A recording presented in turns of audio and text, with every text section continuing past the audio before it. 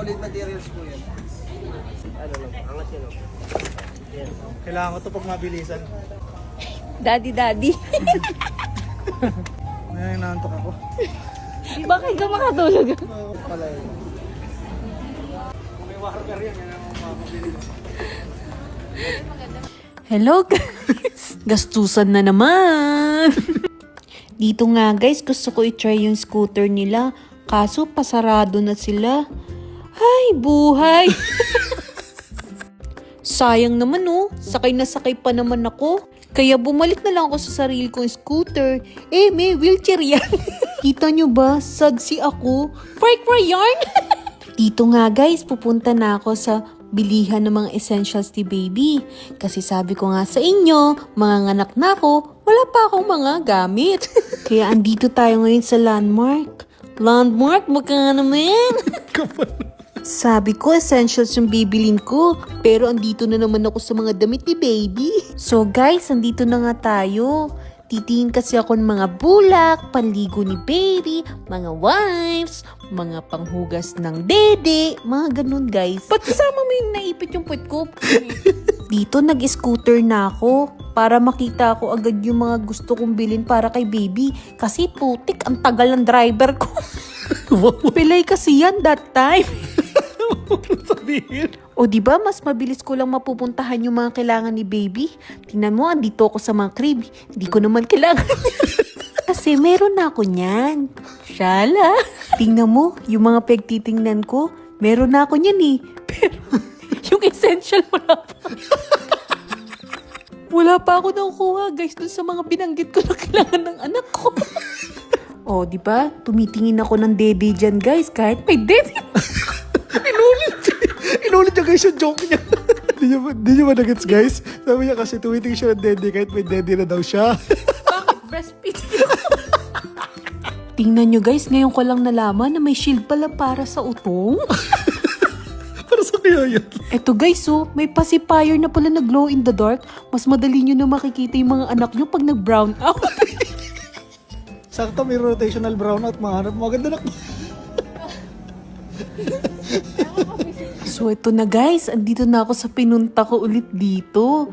Yung mga panligo ni baby. Puisit to, Mustela na to. Mahal pa. Mustela, baka naman. Lahat na sinaut. So yun guys, napadpad naman kami ngayon dito sa mga stroller. Wala naman yan sa usapan namin. O diba, bumili na naman yung mima nyo nang hindi niya kailangan. Ang dami na damit si baby. Guys, unahan ko na kayo ha. Walang, tinabi ko eh. Wisit ka naman eh.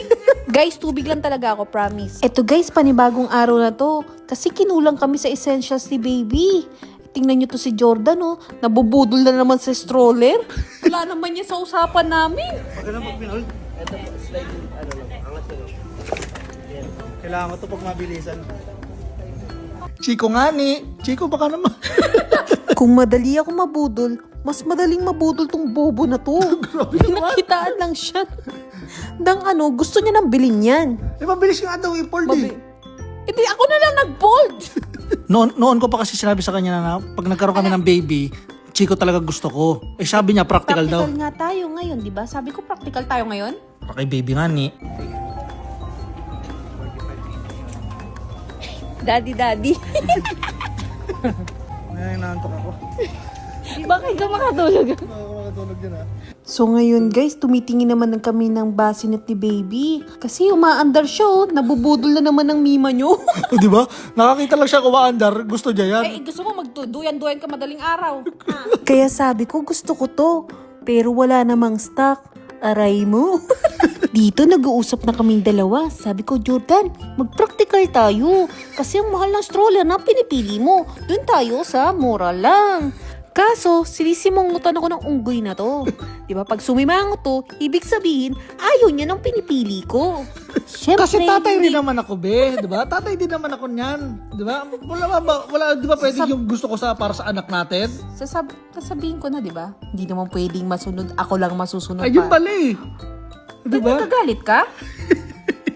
Ayun no, kitang-kita yung simangot niya, no? Pinapademo ko yung isang stroller na sabi ko, ay maging practical tayo magulang. Tingnan niyo yung mukha niya. Hindi katulad nung pinakita yung Chico kanina, di ba?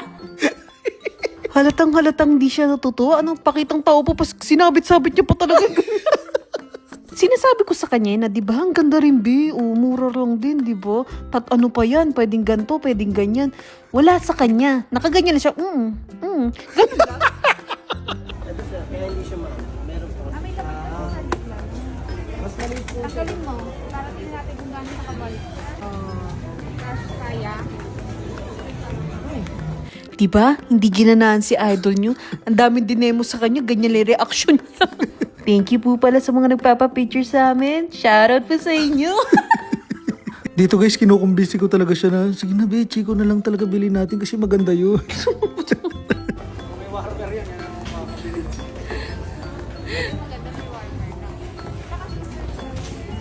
Dito guys, naghahanap pa rin ako ng paraan para mabili namin yung Chico kasi ang ganda-ganda talaga nun. Kaso ayaw talaga nito ni Idol, oh. Sabi ko sa kanya, sige, pag di mo bili yun, kahit bumili ka ng isang stroller, bibili pa ako ng sarili kong stroller. Doble-doble pa. Buisit ka talaga.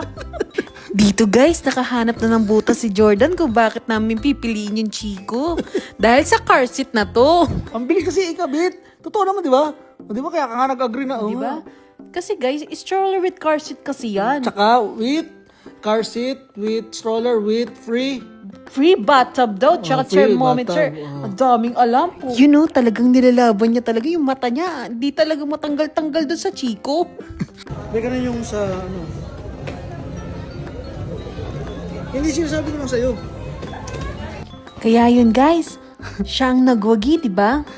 Yes, Yes. I'm the winner. Ako guys, eto, sumakit na lang yung ulo ko. Wala na akong magagawa. Ang dami niya nang in-explain sa akin eh. Dito guys, chinecheck na lang nila yung item kung may damage. Di na kami nakapag-outro eh, no? Kasi sama ng loob ko, hindi nasunod yung gusto ko. Grabe ka naman. Paalam ka na. Sige na guys, bye-bye na. Hindi na kami nakapag-outro dyan. Tuwan-tuwa dyan si Jordan eh. Bye-bye!